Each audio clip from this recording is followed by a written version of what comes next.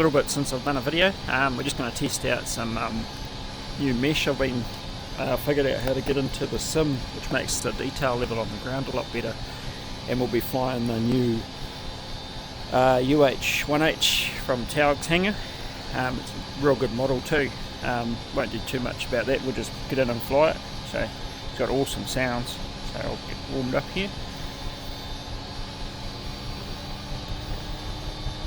Spooling up. Just on pause. Just flick to the outside view so you can see it. Got the door off on the driver's, the pilot side. Just a blank, plain white low skid one. There is high skid version and also the military version as well. So we'll just take off, head down the Poronui Valley and then cross down through past Jack Creek and up into the Boyd and around up the North Arm and back through the Kaipo Valley back to the here to see those sort of the areas where I've done some of the 1 metre mesh. Right, let's just get off out of here.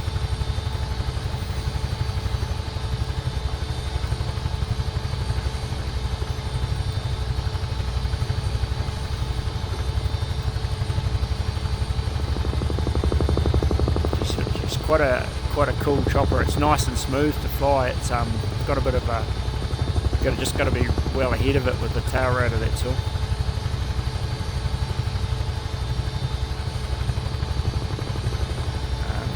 You can switch on a whole lot of stuff. There's a little tablet you can bring up. It's got a working Bambi bucket, a spray pump, and a whole lot of other stuff. And having a pilot body in the helicopter is quite cool for VR because you can kind of see, you kind of get that peripheral vision, you see yourself in it, you feel like you're more there than just seeing an empty cockpit. So the mesh doesn't start till down here somewhere. So what it is basically the sim, I think, uses whatever's available generally and puts a bit of a, obviously an optimizer on it. But I've been playing around trying to get the 1 metre LiDAR survey data that's available on the LINS website, the Land Information New Zealand site, into the sim, and like now that I'm able to, I can bring it in completely almost in its like raw format, so it's basically how it was picked up in the survey scans. It's really accurate. Like it just gives it so much more depth to the whole area. We'll just follow this little stream down. You'll know the difference when we get down somewhere like, say, the Poronui Valley and through to the Boyd. This is a little fire scene I set up for us. A couple of us on multiplayer have been fighting that little bushfire up there. I'll just slow up a little bit here. You can see the track in front of me. It's all cut into the landscape. Like, just every bit of, like, this was pretty much just a flattish valley prior to putting the mesh in.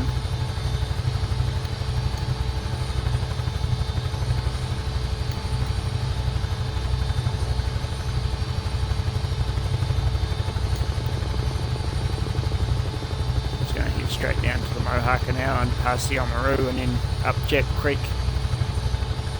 But I might go round to the left side of the little rise down the end of the valley just to show you how detailed the cutouts in the terrain are with the 1 metre mesh. It just adds, like, as far from a perspective if you were using it for familiarisation with terrain and that, it's like a next level. It'll be interesting to see if we get this sort of level of detail in Flight Sim 24 when it comes out in November. I'm not sure how well it's going to show up in the VR view, but I'll try and go as low as I can just so you can see what sort of rises are there in the landscape. Like, I'm down in a little valley and this was never here before. This was pretty much just like just a rolling basin.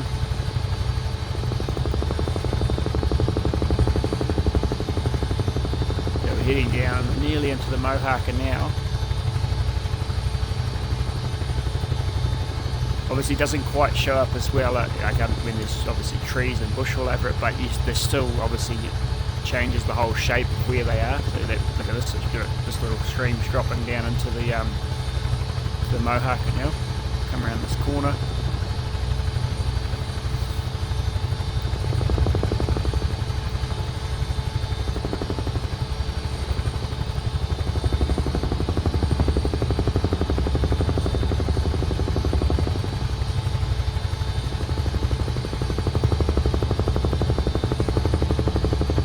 Some stuff obviously won't quite line up with the aerial photo, because I think the last World Update, the Bing imagery in the sim, I've seen a few comments about it online where it's moved slightly, so the actual LiDAR terrain data is very accurately lined up where it is, but it's just the imagery's just, it's only like a metre or a metre and a half. It's shifted, I think it's either west, or east, one of the two. And it's just, as you'll notice, a lot of the huts now, the imagery is shifted from underneath the hut.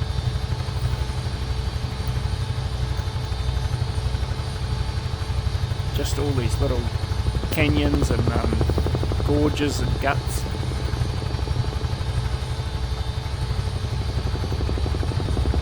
The Oamaru private airstrip. Not sure if this is actually in use anymore as an actual airstrip or not.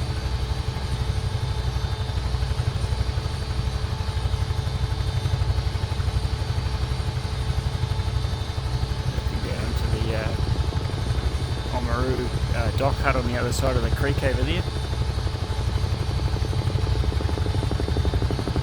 I'll head up past Jack Creek and then through to the Boyd Valley. Just keep it nice and low, because that's where it pops out. Like I've noticed, you probably want to have your terrain level of detail probably no more than 100 if you're in VR. Otherwise you will notice quite a frame performance hit if you go over that, because obviously all it does is load in that 1 metre further and further out from the helicopter. But 100 is whatever, it's sort of like a default setting, and it's fine because you can see it within probably like, I don't know, a couple of 100 metres of the helicopter, which is where you're really going to notice those the real good detail anyway, is when you're up close to it.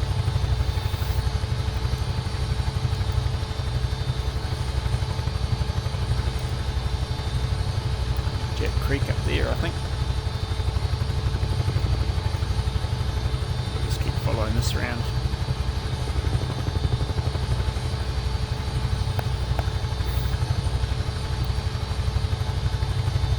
You can even sort of tell, like, even just in here, like if you've done a lot of flying through here in the sim prior to this, you know, in just any area, you notice immediately the difference. Like even just there's little guts running up, little hills and knobs and little rock, almost like, yeah, mounds, and just the shape of everything is just, yeah,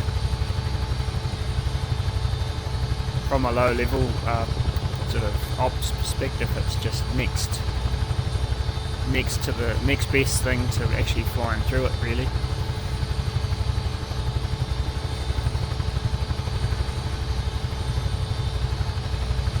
Start climbing now, get over this ridge at the end. What I couldn't get over too the first time I came in to test the 1 metre out in VR was just the like flying through the same areas I've flown through, but just the sheer scale of how much more impressive it makes the hills look, just with, you know, all the tucks and folds of the landscape.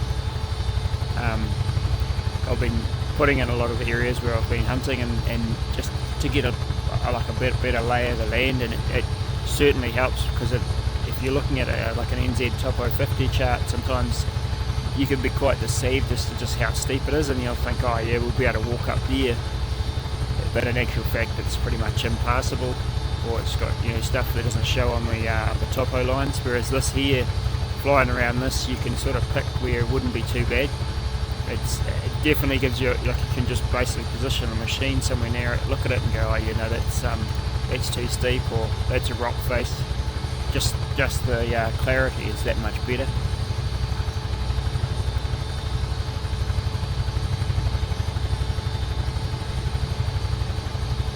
There's supposed to be some bad weather coming through later, so I'm up quite early to get this flight done. I've just had to make it set to daytime.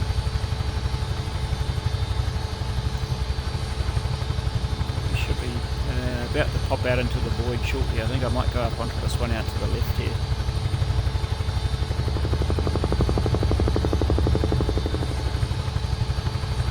Unless we've gone the wrong valley, we'll be in there somewhere up in that void area.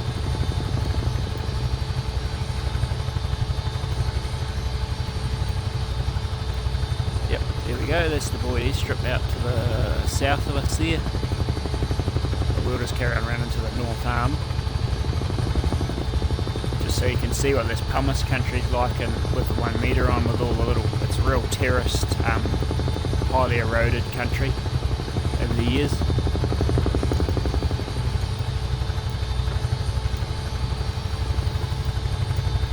Just resetting the VR view a little bit.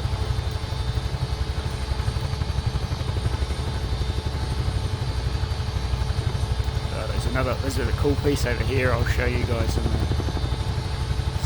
This is never here before, but this is just all part of what's here in this eroded country. How it just must be softer areas that have, where the rivers have sort of worked their way through.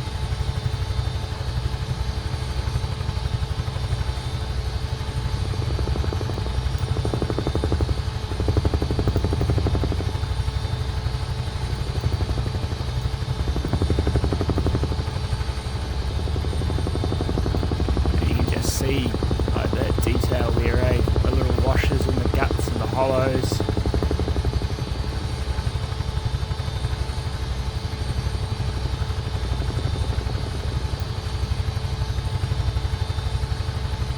It lines up with the stream bed not too bad through this area there. I know there's definitely areas where it doesn't, but there could be a delay when the aerial photos was taken and when the LiDAR was taken too, because obviously the rivers probably can change course on corners and things in these floods. So much more interesting now in places like this little valley. This was literally just a flat valley in the sim prior to the 1 metre mesh getting put in. It's a bit of a process putting it in, like it's not exactly very fast. You can do about, I've been able to do about 2,800 tiles in one go, which is probably maybe, I think it's about 1.5 kilometres square or something like that. So it's very time consuming because it's just the sheer amount of polygon data in the 1 metre mesh in the surveys. Like each area like that would be probably about 1 to 1.5 square kilometres, would probably have around about 250 million triangles in it, or polygons. Yeah, it takes quite a long time for the computer to like build it all into the sim, as it processes it, because it's just so much data. Let's come up onto the tops up here, and then we'll drop back down towards the Kaipo and head back to base. I'll try and get some outside footage, and I'll just put it on the end of the video or at the start of just some quite cool shots of around the place. Oh, here comes a cool little outcrop up to the right there. We'll cruise over there. It's like pieces like these just weren't there before. Now we just need like 0.1 of a metre resolution aerial photos to match the data, and then the ground data, and it'd be awesome. So that's probably obviously some sort of a rock by the look of it.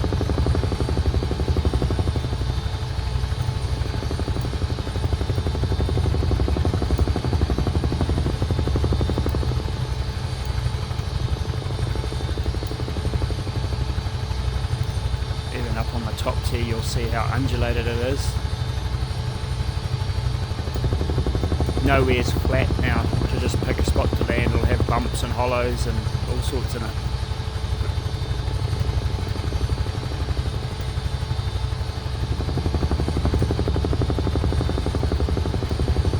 Just go across this little bit of landscape here so you can just see all the little washouts in it.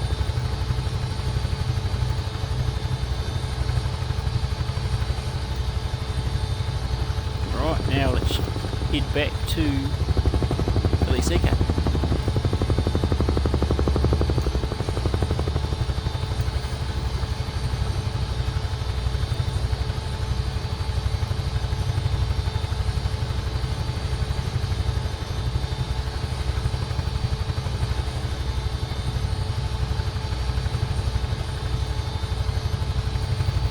Speeding a little bit coming off the top of that high country.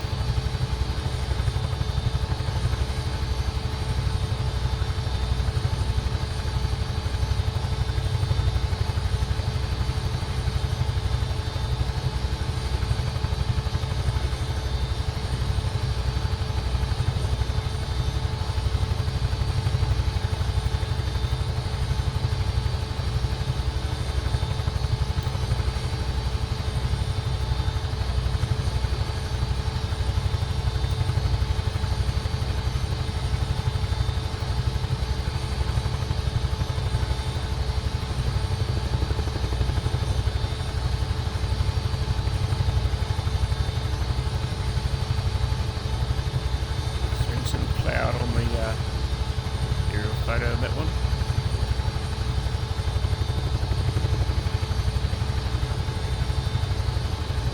Look at that tight little valley up there into that catchment.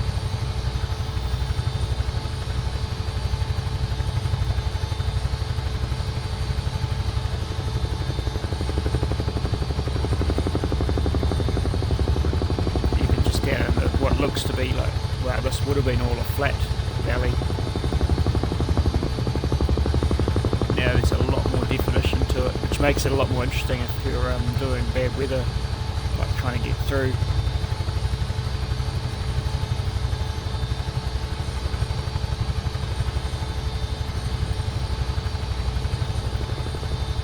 Come up through the saddle.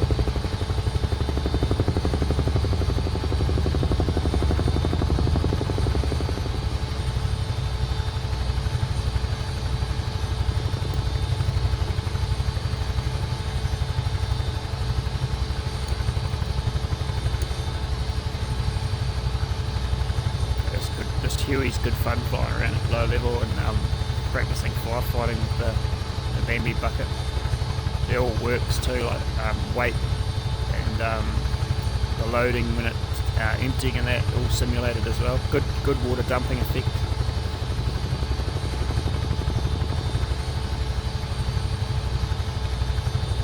Just all, you just switch it all on from the tablet.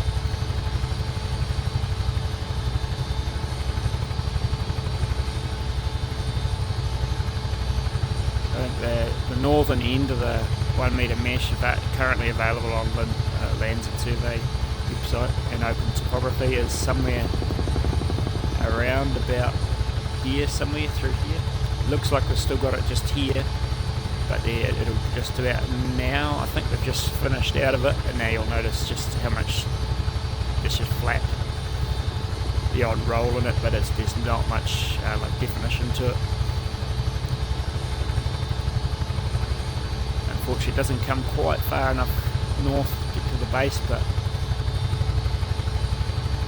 maybe down the track they'll have that coverage for that area, because the stuff that I've been putting in for this area has only just become available in the last month on Open Topography, so and on LINS.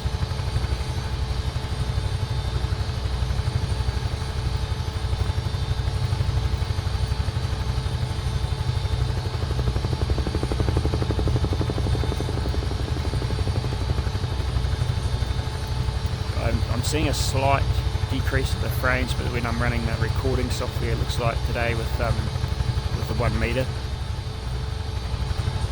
Just get it on the ground. Right, we're down. Yeah, I might have to change some settings for the next one. Looks like, yeah, that just certain areas with it's fine when I'm flying normally. It's just that the recording software is obviously taking up some of the RAM while I'm running it. But we got there. Anyway, hope you enjoyed.